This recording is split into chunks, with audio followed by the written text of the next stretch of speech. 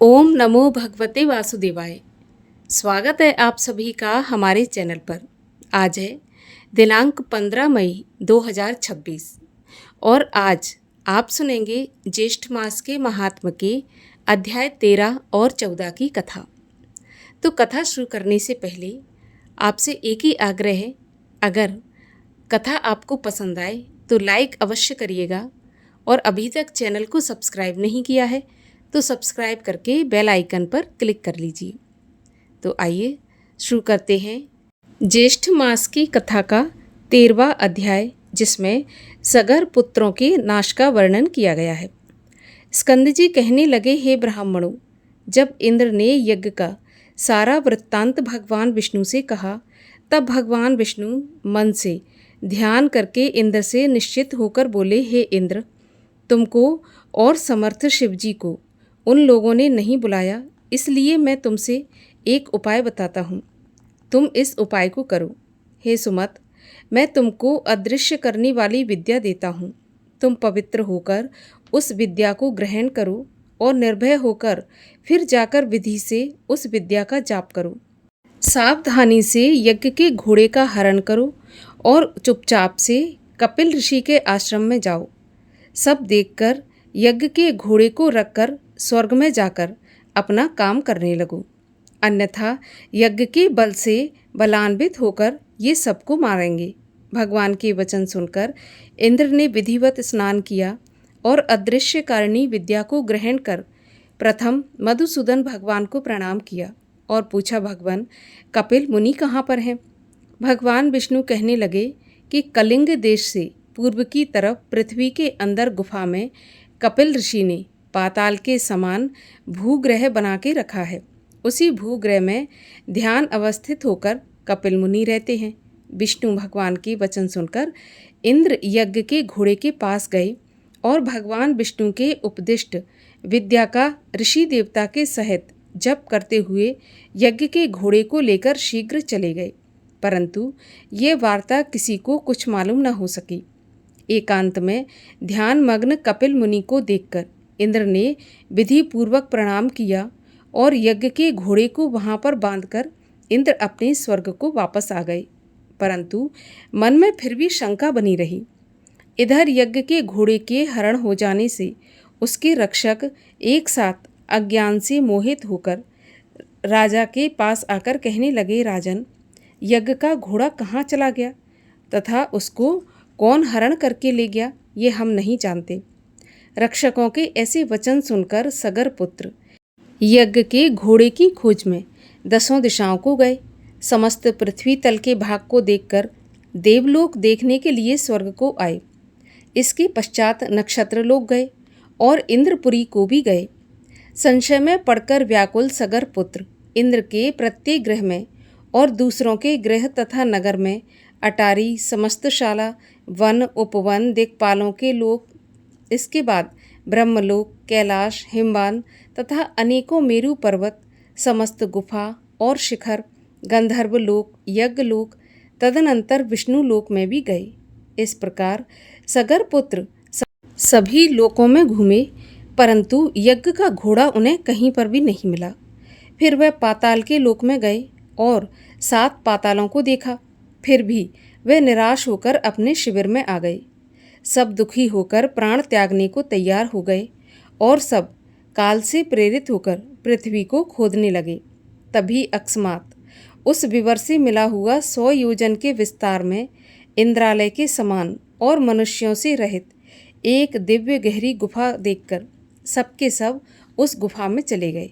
वहां जाकर कमल की रस्सी से बंधा हुआ यज्ञ के घोड़े को देखा और वहां पर ध्यान से मग्न कपिल ऋषि को भी देखा, जो कि केवल मन से ही सृष्टि, संहार, श्राप और अनुग्रह करने वाले हैं। कपिल मुनि के प्रभाव से उन मूर्ख सगर पुत्रों ने कपिल मुनि को चोर समझकर ऐसा कहा कि इसी ने घोड़ा चुराया है और अब भय से यहाँ ध्यान लगाकर बैठ गया। हम लोगों के भय से पृथ्वी के नीचे घर बनाकर और साधु का रूप बनाकर बैठा है। इस दुष्ट को अच्छी तरह से बांधकर राजा सगर के पास ले चलेंगे। ऐसा कहकर उन शूरवीर सगर पुत्रों ने बड़ा कोलाहल किया और कपिल मुनि को बांध दिया तथा कुछ लोगों ने उन पर प्रहार भी किया। ध्यान को त्याग कर जैसे ही कपिल मुनि ने उनकी ओर देखा, वैसे ही वे सगर पुत्र कपिल मुनि की नेत्र अग्नि से जलकर भस्म हो गए। यहाँ पर 13वां अध्याय समाप्त होता है। और अब सुनिए 14वें अध्याय की कथा। ऋषि कहने लगे, हे षडानन, जब राजा सगर की सब संतति भस्म हो गई और उनका यज्ञ नहीं हो सका, तो राजा सगर ने क्या किया और उसके सैनिकों ने क्या किया, ये सब कृपा करके हमसे कहिए।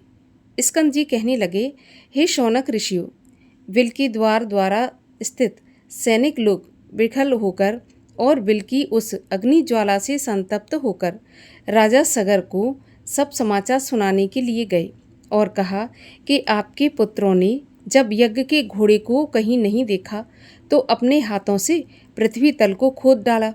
उसके अंदर उस बिल में मिला हुआ 100 योजन के विस्तार में एक गुफा मिली। उसके अंदर बहुत से सैनिकों सहित आपके पुत्र सबके सब चले गए और हम सब लोगों को बिल के द्वार पर रोक दिया। कितने ही दिनों तक जब वह बाहर नहीं आए और हमको बिल के द्वार पर खड़े रहने के कारण कुछ पता नहीं लगा कि वे अंदर क्या कर रहे हैं। इतने में ही पाताल के समान वह बिल अग्नि से पूर्ण हो गया और हम लोग अग्नि ज्वाला में व्याप्त हो गए। फिर हम लोग वापस आकर आपसे समाचार निवेदन कर रहे हैं। हे राजन, उनकी क्या गति हुई? मुग्ध हो जाने के कारण हम कुछ नहीं जान सके। उन सैनिकों के ऐसे वचन सुनकर पर्वत पर वज्र प्रहार के समान राजा सगर पृथ्वी पर गिर गए और मूर्छा खाकर मृतवत से लगने लगे। ये देखकर उनके आत्मज और सभी ऋत्विज लोग हाहाकार करने लगे। इसके पश्चात राजा सगर को उठाकर उनके मुख कमल पर जल सिंचन करने लगे। राजा को मूर्छा से जागृत देखकर ऋत्विज लोग कहने लगे, हे राजन, हे समस्त प्राणियों के रक्षक, आप शोक मत करो, क्योंकि पुरुष तो वीरशाली होते हैं। आप और हम सब उस बिल के द्वार पर चलेंगे और वे सब उस बिल के अंदर वाले जीव का बल और पराक्रम देखने के लिए यज्ञ के कार्य को समाप्त करके चल पड़े। मार्ग में सैनिकों ने देवताओं से भी दुष्कर कर्म जो सगर पुत्रों ने किए थे राजा को दिखाए। बिल पर्यंत पृथ्वी का समस्त तल भाग खुदा हुआ देखकर ऋषि लोग कहने लगे, हे उपस्थित वृंद, आप लोग सुनिए। हम सब राजा सगर के भाव को समझ सकते हैं कि वह बड़ा भारी जो गड्ढा नजर आ रहा है वह समुद्र हो जाएगा। इस प्रकार विवाद करते हुए सब विवर के समीप चले गए और उसके समीप सब सेना को खड़ी करके धर्मात्मा राजा सगर ऋषियों के साथ संयत होकर परम अद्भुत भूग्रह के अंदर गए। वह भूग्रह इंद्रलोक के समान रत्नों से प्रदीप्त, प्राणियों के सचार से रहित और सुंदर था, परंतु भस्म से भरा हुआ था। राजा और ऋषि लोग ये देखकर क्रम से उस तेज पुंज के पास गए। जलती हुई अग्नि के समान तेज से व्याप्त उनको देखकर, जो कि प्रज्वलमान परमात्मा ध्यानमग्न और योग गम्य है, सब ऋषि आदियों ने कुछ देर बाद उनको कपिल मुनि जानकर नमस्कार किया, उनकी स्तुति करने लगे। वे कहने लगे, हे देव, आप नित्य हैं। हे परमानंद, आपकी जय हो। जगत के कारण रूप तथा मन से सृष्टि को संहार करने वाले आपको नमस्कार है। हे सत्वगुण को धारण करने वाले हरि स्वरूप, आपको नमस्कार है तथा तम रूप में स्थित रुद्र स्वरूप आपको नमस्कार है। हे अखिल लोक वंदना के योग, हे सुरासुर से पूजित चरण कमलों वाले, आपको नमस्कार है। हे दया के सागर, संसार रूपी संसार में फंसे हुए हम लोगों की आप रक्षा करें। हे ब्राह्मणों के स्वामी, शीघ्र हम लोगों का उद्धार करें। शोक रूपी विशाल किनारों से रहित जल राशि में पतित इस पृथ्वी का उद्धार करें, क्योंकि हे दीनबंधु, आप ही आदि स्वरूप वराह रूपी धारी हैं। इस तरह स्तुति करके राजा सगर पुनः शोक मग्न होकर और वर्षा काल में जैसे महान पाषाण गिरते हैं, इसी प्रकार पृथ्वी पर गिर गए। यहाँ पर 14वें अध्याय की कथा का समापन होता है। इसके आगे की कथा आप सुनेंगे कल के वीडियो में, जो कि 15वां अध्याय होगा और जिसमें गंगा अवतरण की कथा सुनाई जाएगी। और अब सुनिए सीता माता के नित्य नेम की कथा। ये कहानी माता सीता कहती थीं और श्री राम इसे सुना करते थे। एक दिन श्री राम भगवान को किसी काम के लिए बाहर जाना पड़ गया तो सीता माता कहने लगी कि भगवान, मेरा तो 12 वर्ष का नित्य नियम है, अब आप बाहर जाएंगे तो मैं अपनी कहानी किसे सुनाऊंगी। तब श्री राम बोले कि तुम कुएं की पाल पर जाकर बैठ जाना और वहाँ जो औरतें पानी भरने आएंगी उन्हें अपनी कहानी सुना देना।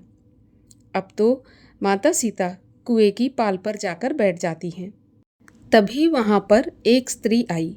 उसने रेशम जरी की साड़ी पहन रखी थी और सोने का घड़ा ले रखा था। सीता माता उसे देखकर कहती हैं, बहन, मेरा 12 वर्ष का नित्यनेम सुन लो। लेकिन वह स्त्री बोली, मैं तुम्हारा नित्यनेम सुनूंगी तो मुझे घर जाने में देर हो जाएगी और मेरी सास मुझसे लड़ेगी। ऐसा कहकर उसने कहानी नहीं सुनी और घर चली गई। घर जाते ही उसकी रेशम जरी की साड़ी फट गई और सोने का घड़ा मिट्टी के घड़े में बदल गया। जब सास ने देखा तो पूछा कि ये किसका दोष अपने सिर पर लेकर आई है। तो बहू कहने लगी कि माँ जी, कुएं पर एक औरत बैठी थी। उसने कहानी सुनने के लिए कहा, लेकिन मैंने कहानी नहीं सुनी, उसी का ये फल मिला है। बहू की बात सुनकर अगले दिन सास वही साड़ी और घड़ा लेकर कुएं की पाल पर गई। सास को वहाँ पर सीता माता बैठी मिली तो माता सीता ने कहा कि बहन, मेरी कहानी सुन लीजिए। तो सास बोली, एक बार तो छोड़ो, मैं तो 4 बार कहानी सुन लूँगी। जब माता सीता ने ऐसा सुना तो अपनी कहानी कहना शुरू कर दी।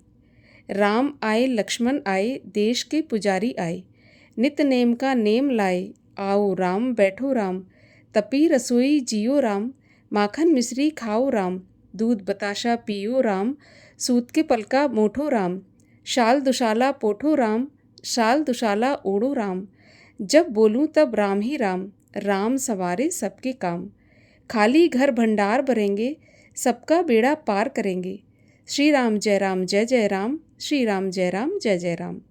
सास बोली, बहन, कहानी तो बहुत अच्छी लगी। कहानी सुनकर सास अपने घर चली गई। तभी उसकी साड़ी फिर से रेशम जरी की बन गई, मिट्टी का घड़ा फिर से सोने के घड़े में बदल गया। बहू कहने लगी, सासू माँ, आपने ये सब कैसे किया? तब सास ने कहा, बहू, तू दोष लगाकर आई थी और मैं अब दोष उतार कर आ रही हूँ। तो बहू ने फिर पूछा कि वह कुएं वाली स्त्री कौन है? तब सास बोली, वे सीता माता थीं। वे पुराने से नया कर देती हैं, खाली घर में भंडार भर देती हैं, लक्ष्मी जी का वास घर में करा देती हैं, इंसान की जो भी इच्छा हो उसे पूरा कर देती हैं। बहू बोली कि ऐसी कहानी मुझे भी सुना दो। तो सास कहने लगी, ठीक है, तुम भी कहानी सुन लो। और सास ने कहानी कहनी शुरू कर दी। राम आए, लक्ष्मण आए, देश के पुजारी आए, नित्य नेम का नेम लाए, आओ राम बैठो राम, तपी रसोई जियो राम, माखन मिश्री खाओ राम, दूध बताशा पियो राम, सूत के पलका मोठो राम, शाल दुशाला पोठो राम, शाल दुशाला ओढ़ो राम, जब बोलूं जब राम ही राम, राम सवारे सबके काम, खाली घर भंडार भरेंगे, सबका बेड़ा पार करेंगे, श्री राम जय जय राम। कहानी सुनकर बहू बोली, माँ जी, कहानी तो बहुत अच्छी है। तब सास ने कहा, तो ठीक है, इस कहानी को हम रोज कहा करेंगे। अब तो सास बहू रोज सवेरे उठती, नहाती धोती और पूजा करने के बाद नित्यनेम की सीता माता की कहानी कहती। एक दिन उनके वहाँ एक पड़ोस की औरत आई और बोली, बहन, जरा सी आँच देना। तो वह बोली कि आँच तो अभी हमने जलाई नहीं। तो पड़ोसन कहने लगी, तो फिर तुम सुबह 4 बजे से उठकर क्या कर रही हो? फिर उन्होंने कहा कि सुबह उठकर हम पूजा करते हैं, फिर सीता माता की नित्यनेम की कहानी कहते हैं।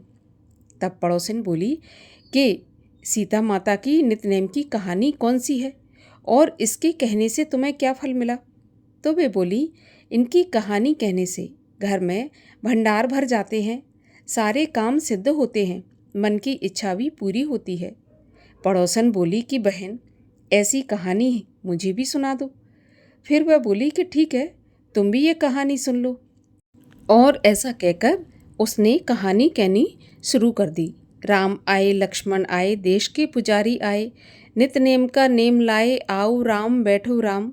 इस प्रकार से सारी कहानी पड़ोसन को सुना दी। सारी कहानी सुनने के बाद पड़ोसन कहने लगी, बहन कहानी तो मुझे बहुत अच्छी लगी। अब तो वह पड़ोसन भी नितनेम सीता माता की कहानी कहने लगी। कहानी कहने से सीता माता ने पड़ोसन के भी भंडार भर दिए। अब तो पूरे मोहल्ले में नितनेम की कथा चल पड़ी। हर किसी की मनोकामना पूरी होने लगी। हे माता सीता, जैसे आपने उनके भंडार भरे, वैसे ही आप हमारे भी भंडार भरना। जो ये कहानी सुने, कहे और हुंकारा भरे, उनके भी घर के भंडार सदा भरे रखना। बोलिए सीता माता की जय।